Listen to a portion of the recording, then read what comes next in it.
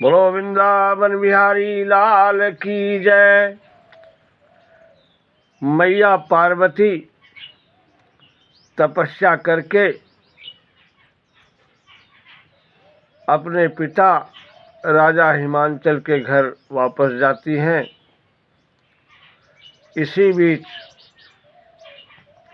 एक असुर राज ताड़कासुर ने ब्रह्मदेव की उपासना करके तपस्या करके ब्रह्मदेव जी को प्रकट किया और ब्रह्मदेव जी से वरदान मांग लिया कि भगवान भोलेनाथ के वीर्य से उत्पन्न बालक के द्वारा ही उसकी मृत्यु हो। ब्रह्मदेव ने उसको ये वरदान दे दिया था। वरदान पाने के बाद अब तो उसने अपना भयंकर रूप धारण कर लिया। सारे के सारे देवताओं को पकड़ पकड़ के लगा मारने, क्योंकि वो जानता था कि सती की मृत्यु हो ही चुकी है और भोलेनाथ वैराग्य लिए बैठे हैं, समाधि में बैठे हुए हैं। पता नहीं एक दिन की समाधि होगी या 1000 वर्ष की होगी या 1 करोड़ वर्ष की होगी। काहे कि वो समाधि तोड़ेंगे और काहे को दूसरा विवाह करेंगे, काहे को कोई संतान होगी तो काहे को हमारी मृत्यु होगी। अब तो उसने समझ लिया कि मैं तो अमर हो गया। अतः उस सारे के सारे देवताओं को पकड़ पकड़ के लगा मारने। सारे देवतागण परेशान। और इधर भगवान भोलेनाथ ने श्री रामचंद्र जी को पार्वती से विवाह करने के लिए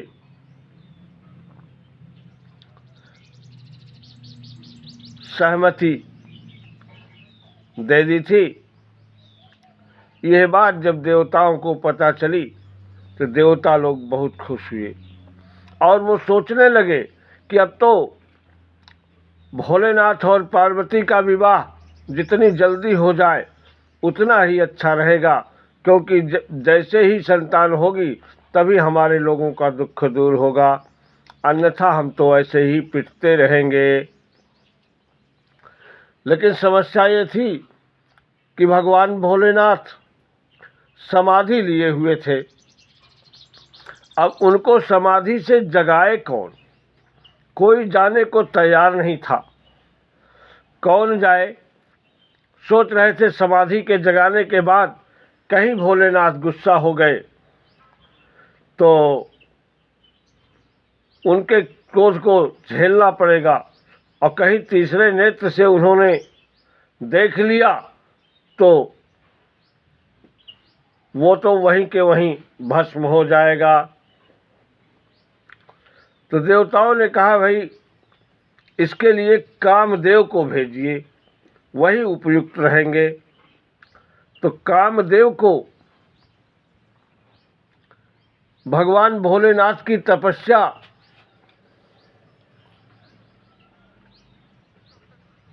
से जगाने के लिए भेजा गया।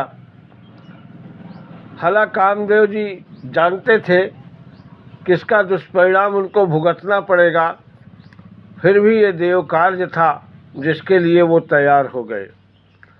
अतः भोलेनाथ की समाधि को तोड़ने के लिए कामदेव चल पड़ते हैं और जिस समय कामदेव भोलेनाथ की समाधि को तोड़ने के लिए प्रस्थान करते हैं उस समय सारी की सारी सृष्टि काममय हो जाती है।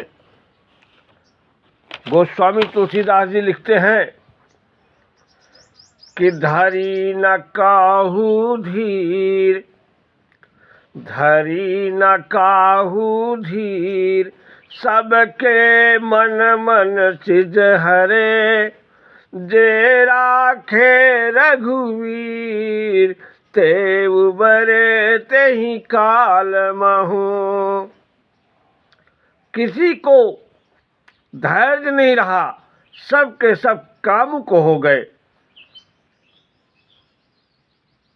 तो कहते भाई अगर सब के सब कामुक हो गए तो कोई बचा कि नहीं बचा? बोले हाँ भाई बचा। जिन योगी जतियों ने भगवान श्री राम को अपने हृदय में धारण किए रखा, वही उस समय उबर पाए थे। बाकी के सब काम वासना से ओतप्रोत थे। तो कामदेव जी भगवान भोलेनाथ की समाधि तोड़ने के लिए जाते हैं और हर तरह से प्रयास करते हैं। कर बल छल जितना भी उनके दिमाग में था सब लगा लिया, लेकिन भोलेनाथ की समाधि नहीं टूटती है। सकल कला करी कोटि विधि, आहार उसे न समेत, अचली न अचल समाधि शिवा, कोप्यऊ हृदय निकेत, सियावर रामचंद्र की जय। करोड़ों नुस्खे अख्तियार किया, सारी कलाएं अपनी लगा दी, लेकिन शिव जी की समाधि पर जरा सा भी फर्क नहीं पड़ा। अतः कामदेव को गुस्सा आ जाता है। बंधुओं, कामदेव गुस्से में इधर उधर देखते हैं। फिर एक आम का पेड़ था, आम के पेड़ के ऊपर गए, बैठ गए और फूल का बाण बना करके, पुष्प का बाण बना करके उन्होंने खूब गुस्से में कानों तक खींच करके भगवान भोलेनाथ के ऊपर प्रहार किया। उस समय भगवान भोलेनाथ की समाधि टूट जाती है। भक्त शिरोमणि गोस्वामी तुलसीदास जी रामचरितमानस में उल्लेख करते हैं कि देखि रसाल बिटप बर शाखा, अतहि पर चढ़े मदन मन माखा, सुमन चाप मिली सर संघाने, अतिरिचता की सवन लगिताने, तब शिवती सर नयन उघारा, अचितवन काम भय उजय छारा। जैसे ही कामदेव ने पुष्प का बाण मारा है, शिव जी की चेतना जागी है। शिव जी ने इधर उधर देखा, कोई भी नहीं दिखाई दिया। फिर और ध्यान से देखा तो सामने एक आम के पेड़ पर कामदेव पर भगवान भोलेनाथ की नज़र पड़ जाती है और उन्होंने अपने तीसरा नेत्र ज्यों खोला और तीसरी दृष्टि जैसे ही कामदेव पर पड़ती है, कामदेव जलकर भस्म हो जाता है। कामदेव जलकर भस्म हो जाता है और देवता भी डर के मारे थर थर कांपने लगते हैं। चारों तरफ हाहाकार मच जाता है। और जब कामदेव की पत्नी रति को पता चला कि उनके पति का ये हाल है, तो रोती बिलखती भगवान भोलेनाथ की शरण में आई और हाथ जोड़ करके निवेदन करने लगी कि हे प्रभु, आपने ये क्या किया? हमारे स्वामी तो देवताओं के कार्य के लिए आए थे, देवताओं के कल्याण के लिए आए थे। ब्रह्मा जी ने ताड़कासुर राक्षस को वरदान दे दिया है कि वो आपके द्वारा उत्पन्न बेटे से ही उनकी मृत्यु होगी, उसकी मृत्यु होगी। तो आप गहरी निद्रा में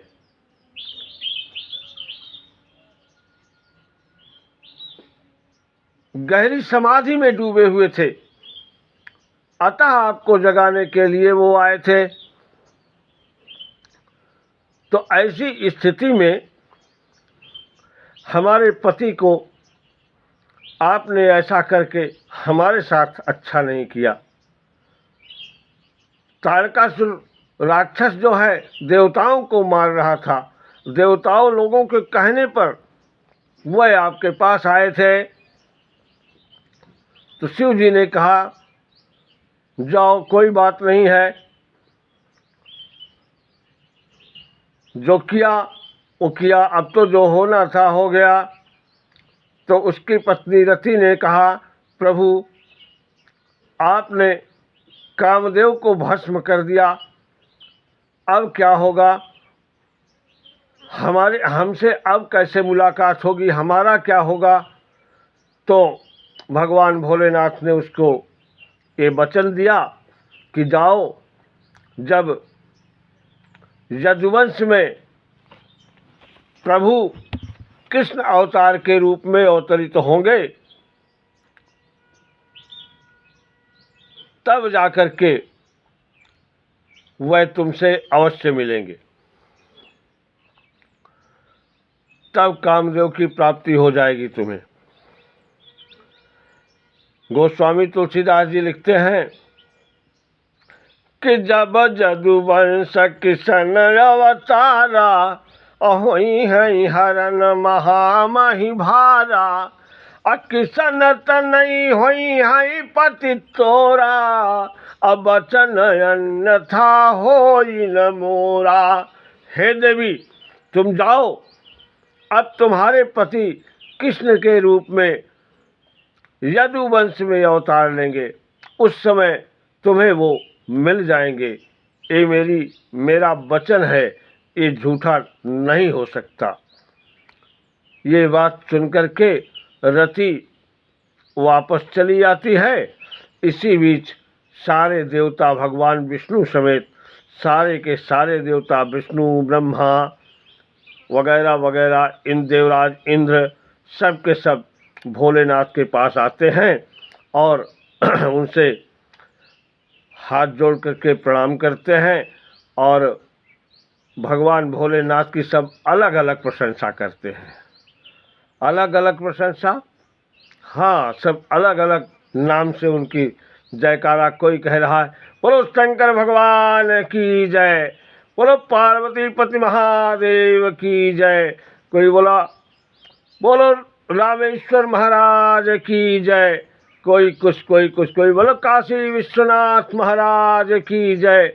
इस तरीके से सब लोगों ने बोला। तो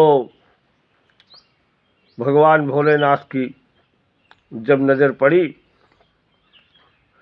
जैसे कि सब सुर विष्णु बिरंची समेता, अगये जहाँ शिव कृपा निकेता, अपृथक पृथक तिनकी ना प्रशंसा, अभये प्रसन्न चंद्र वतंसा। जब सब लोगों ने पृथक पृथक प्रशंसा किया तो भोलेनाथ जी ने पूछा कि बोले कृपा सिंधु वृष के तू, अकहु अमर आये के ही हेतु।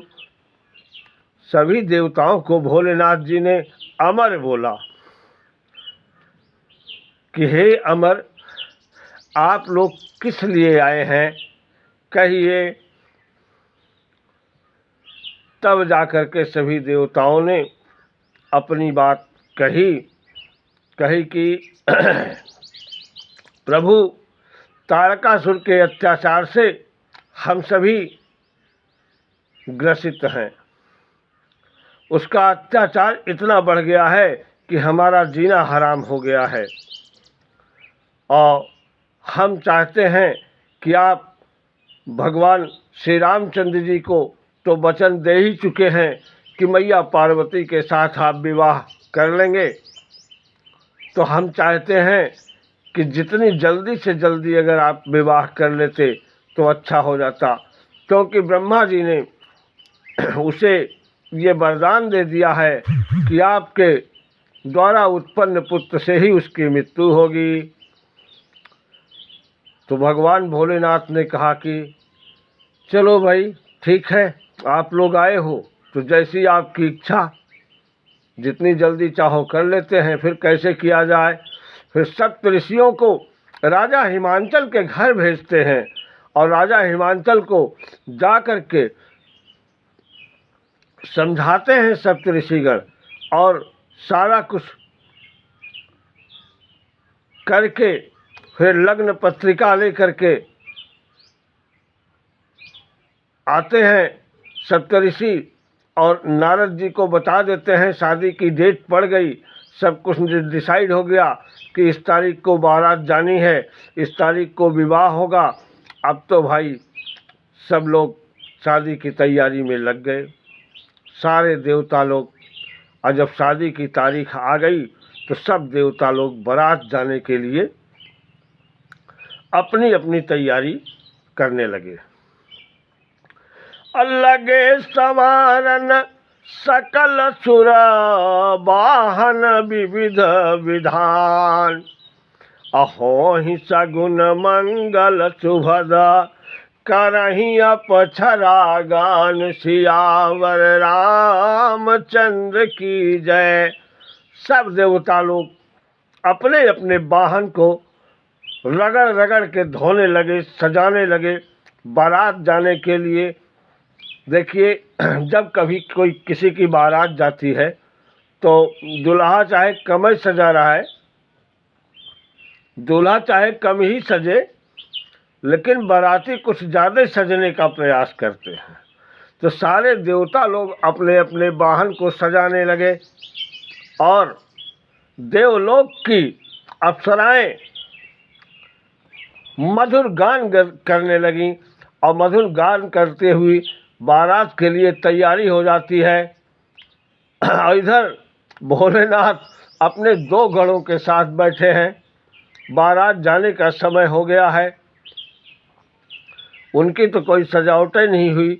ये हुआ भाई टाइम तो ओवर हो रहा है, जल्दी जल्दी कुछ करो, दूल्हे को कौन सजाएगा। तो भोलेनाथ के 2 गणों ने शिव जी का श्रृंगार करना शुरू किया।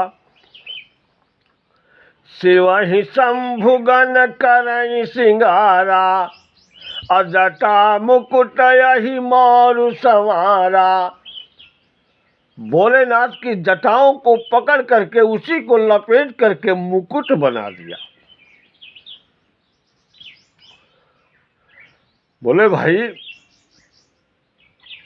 दूल्हा मुकुट पहन के थोड़ी ना जाता है, दूल्हे के लिए तो मोर चाहिए, मोर। बोले मोर क्या होता है? मोर का मतलब हुआ सेहरा, वो पतली पतली सी लड़ियाँ चेहरे के सामने, चेहरा ढका हुआ होता है उससे। बोले अभी लो जी। गए और पकड़ पकड़ के पतले पतले सांप ले आए और उनको लपेट लपेट के सिर के सामने लटका दिया। बोला ये लो, सेहरा भी हो गया। और छोटे छोटे आकार के सांप पकड़ करके कानों में कुंडल भी पहना दिया, हाथ में भी सांप लपेट दिया कंगन के रूप में, और बाजू बंद के रूप में भी एक सांप लपेट दिया। बोला भाई अब दूल्हे को पाउडर वाउडर लगाना है। एक गण गया, भागा हुआ चिता की भस्म ले आता है और भगवान भोलेनाथ के शरीर में अच्छी तरह से पोत दी जाती है भस्म। और नाग सांपों का ही एक यज्ञोपवीत भी पहना दिया जाता है भोलेनाथ को। गोस्वामी तुलसीदास जी उल्लेख करते हैं कि शिवहि शंभुगन करई श्रृंगारा, अजटा मुकुट यही मोरु संवारा। अकुंडल कंकन पहिरे ब्याला, अतन विभूति पट के हरि छाला। पहनने के लिए भोलेनाथ तो कुछ पहनते नहीं थे, ये हुआ भाई बारात चल रहे हो तो कुछ न कुछ तो पहनना पड़ेगा। तो जो बाघांबर पहनते थे, जिस बाघांबर में बैठते थे भगवान भोलेनाथ, उसी को उठाया और लपेट करके उसको बांध दिया, वही उनका वस्त्र हो गया। इस तरीके से शशि ललाट सुंदर सिर गंगा, और नयन तीन उपवीत भुजंगा, गरल कंठ नर शिर मलमाला, गरल कंठ उर नर शिर माला, शिव बेश शिव धाम कृपाला।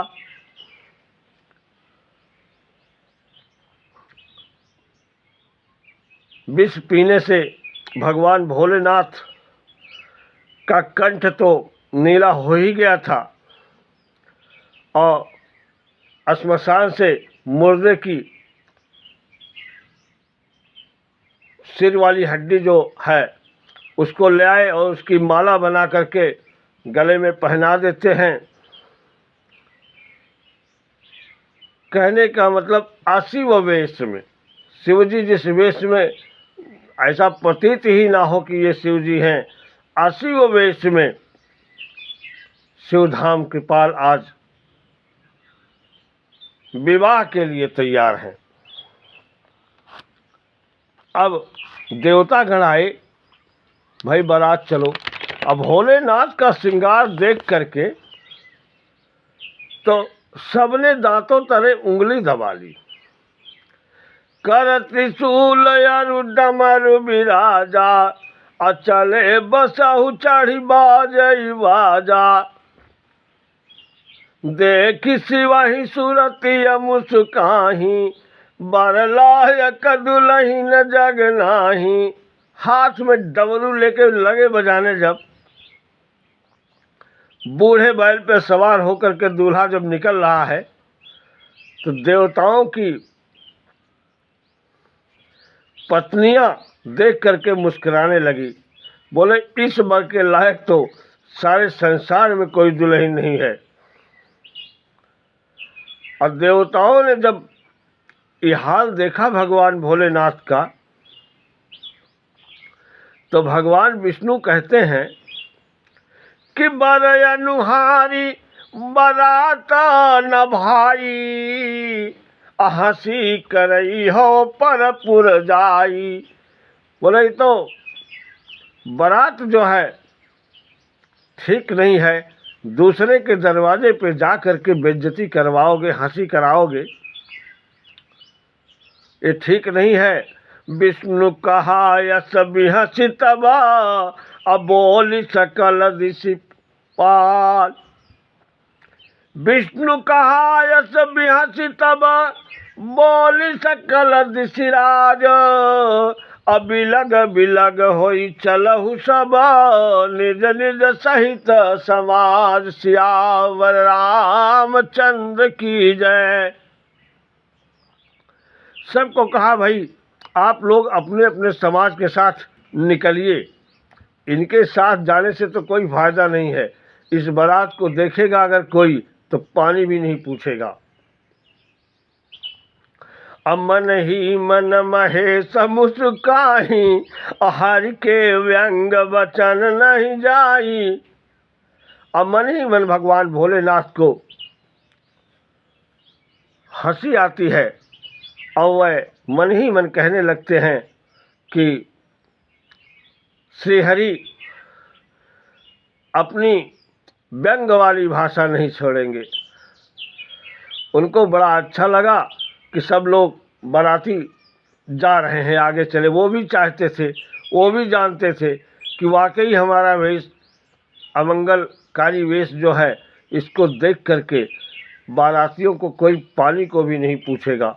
इसलिए जाएं, आगे चले जाएंगे, कम से कम जलपान तो मिल जाएगा इनको। तो इस तरीके से जब सारे देवी देवता चले गए तो शिव जी ने अपने गणों से कह के अपनी वास्तविक सेनाओं बुला ली। सारे भूत प्रेत पिशाच डाकिनी शाकिनी सब बारात के लिए आ गए। और सब जा रहे। कैसे जा रहे? अरे नाना वाहन नाना वेशा, बिहसे शिव समाज निज देखा। नाना प्रकार के वाहन, नाना प्रकार के वेश धारण किए हुए जब अपने गणों को भगवान भोलेनाथ देखते हैं तो मुस्कुराने लगते हैं। कैसे कैसे गण हैं देखिए जरा। कि कौ मुखहीन विपुल मुख काहू, अबिनु पद कर कौ बहुपद बाहू। अविपुल नयन कौ नयन विहीना, अरेष्ट पुष्ट कौ अति तन खीना। वाह भाई वाह भाई वाह। किसी का तो मुख ही नहीं है और किसी के सारी शरीर में मुख ही मुख दिखाई दे रहा है, और किसी के पैर नहीं है तो किसी के शरीर में पैर ही पैर दिखाई दे रहा है। किसी की एक भुजा है तो किसी को एक भी नहीं है, और किसी की बहु भुजाएं ही भुजाएं नजर आ रही हैं। किसी के एक सिर तो किसी के 5 सिर नजर आ रहे हैं।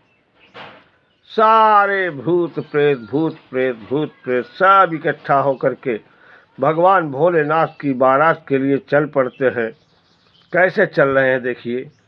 नाचहि गावहि गीत, अपरम तरंगी भूत सब, अदेखत अति विपरीत, बोलहि बचन विचित अति। सारे के सारे भूत जा रहे हैं लेकिन चुप कोई नहीं है। सब के सब कुछ में कुछ बोल रहे हैं। कोई गधे की बोली बोल रहा है, कोई सियार की बोली बोल रहा है, कोई कुत्ते की बोली बोल रहा है। अब आप देखिए कि अगर कुत्ता, सियार, बिल्ली, गधा सब एक साथ एक सुर में बोलना शुरू कर दें तो क्या दृश्य होगा। तो इस तरीके से चले जा रहे, सारे बाराती जा रहे हैं, अब बोले जा रहे हैं बम भोले शिव, बम भोले शिव, ये भी बोल रहे। भगवान विष्णु ने सोचा अरे भाई ये हम लोग तो आगे निकल आए हैं, और कौन बाराती आ गए जो ये बम भोले कर रहा है।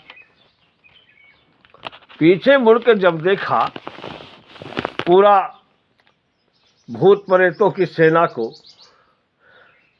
तब जो है भगवान विष्णु ने कहा कि जस दूल्हा तस बनी बराता, जस दूल्हा तस बनी बराता, कहो तो कभी विध हो ही मग जाता। कहा अब बना, जैसा दूल्हा था बारात वैसी अब जाके बनी है। अब भैया बारात जाकर के राजा हिमांचल के घर के समीप पहुंच जाती है। राजा हिमांचल को जब पता चला कि बारात बिल्कुल नज़दीक आ गई है तो उन्होंने अगवानी के लिए कुछ शिष्टमंडल को भेज दिया, और वह लोग अगवानी के लिए भगवान भोलेनाथ के पास आते हैं। और देखा बड़ी बड़ी सुंदर, पहले भाई भगवान विष्णु वगैरह गए, इनको देखा तो बहुत खुश हुए कि बड़ी बढ़िया बारात आ रही है। तो पता लगाने लगे कि इसमें दूल्हा कौन है। तो ये हुआ कि दूल्हा तो अभी पीछे है। देखते देखते जब गए भाई और देखा है भोलेनाथ के रूप को, तो सब के सब स्तब्ध रह गए कि राजा हिमांचल किसके साथ पार्वती का विवाह कर रहे हैं। नाग फुंकार मार रहे। बच्चे लोग तो देख देख करके डर गए, और जब बच्चे लोग डर गए अब भाग के वहां से घर आए, अपने अपने घर सब बताने लगे अरे मैया, माई माई माई, अरे क्या दूल्हा आया है, वो तो बूढ़े बैल पे बैठा हुआ है। अरे उसके तो पूरे शरीर में भस्म लपेट रखी है और बिल्कुल नंगा धिड़ंगा है, कपड़े भी नहीं पहने हुए हैं और उसके गले में तो सांप लटक रहे हैं।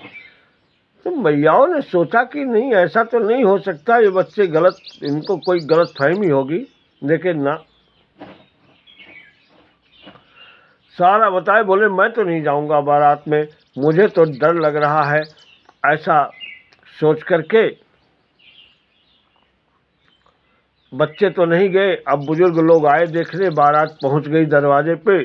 द्वार चार में महारानी मैना सोने की थाल लेकर के आरती उतारने के लिए भोलेनाथ की आती हैं। और जो भोलेनाथ के रूप को देखा है, माताएं जैसे ही परछन के लिए गीत गाना शुरू करती हैं कि दियाली ले दुलाहे रे, दियाली ले दियाली सागुना सुबह हो, देरिया जे पाराली सजना घरे आवौ बाबा सौ सुख नींद। अभी शुरुआत ही हुई थी कि एक नाग देवता ने फुंकार मारी और देख के मैया मैना के हाथ से सोने की थाल नीचे गिर जाती है। अब वो तमतमाती हुई घर के भीतर चली जाती है और पार्वती मैया को गोदी में बिठा करके रोने लगती है। कहती हैं कि इस दूल्हे से तो मैं अपनी बेटी कभी न ब्याहूं, चाहे जो हो जाए, मैं विवाह नहीं होने दूंगी किसी कीमत पे। अब तो भैया मैया ने आसमान सर पे उठा लिया और सीधा कह दिया कि मैं विवाह नहीं करूंगी। बाद में फिर नारद और सप्तऋषि वगैरह गए और सबको समझाया कि देखो, आप लोग अपने अज्ञान को छोड़ दो, आप दूल्हा नहीं देख रहे हो, आप साक्षात भगवान शिव का दर्शन कर रहे हो, ये क्यों नहीं सोचते हो। और भगवान शिव की महिमा को सुनाया और महारानी मैना को पार्वती मैया के पूर्व जन्म की सारी कथा बताई। बोले ये पार्वती जो है जन्म जन्मांतर शिव की ही अर्धांगिनी रही है, आप, ये विधि का विधान है, इसको आप मेट नहीं सकते हो। जब सच्चाई पता चली तब जा कर के सब लोग तैयार हुए और शिव जी बढ़िया अपना वेश बना लिया और फिर शिव जी की और मैया पार्वती की शादी हो जाती है। अब विवाह में बहुत अच्छे ढंग से सेवा सत्कार भी होता है और फिर जब विदाई होती है तो मैना ने अपनी बिटिया पार्वती जी से यही कहा है कि बेटी, हमेशा तुम शिव के ही चरणों में अपना ध्यान रखना और अपना सब कुछ इन्हीं को समझना, कभी इनका उपहास मत करना, ऐसी शिक्षा देती है। और मैया पार्वती की विदाई हो जाती है और भगवान भोलेनाथ मैया को लेकर के कैलाश पे आ जाते हैं। बोलो पार्वती पति महादेव की जय, बोलो शंकर भगवान की जय।